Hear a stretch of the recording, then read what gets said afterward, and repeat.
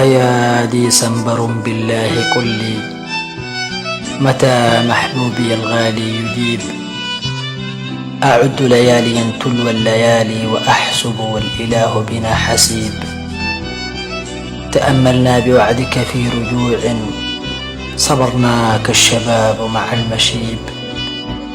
فهل ديسمبر بالوعد يأتي وهل وقت اللقاء دنا قريب. وهل للقائنا فجر جميل وشمس بعد أن طال المغيب.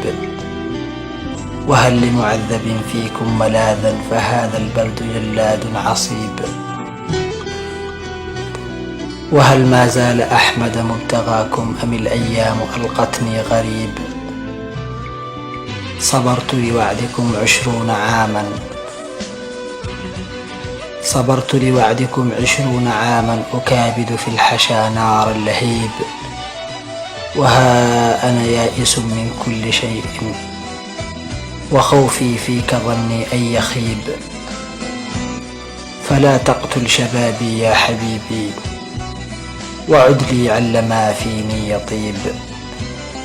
أيا ديسمبر بالله قل لي أليس من المعيب بأن يغيب وأبقى صابرا حتى أشيب. ويذبل ما حملت إليه شوقا وخلي لاهيا لا يستجيب. فرحت بأن موعدنا قريبا أراقب شمسنا حتى المغيب. ركضت إليه أعدو مثل طفل بشوق مفارق قصد الحبيب. وأحمل لهفتي ألقا وشغفا وصدرا بات يحطمه اللهيب. لأشرح ما بقلبي من جنون وكم خلي لأنفاسي قريب. فلا وعد يلوح ولا لقاء ويا خوفي ظنوني أن تخيب. ويكسر خاطري ويهون قلبي فكيف العيش يهنأ أو يطيب. يوافيني الظلام بكل قبح وعن عين المنام غدا غريب. ويسألني المساء كفاك حزنا فكم في الحب من جلل صعيب. أيا ديسمبر بالله أقبل وأسدل ذا الستار عن المريب.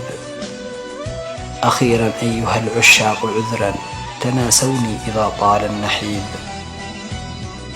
أخيرا أيها العشاق عذرا تناسوني إذا طال النحيب.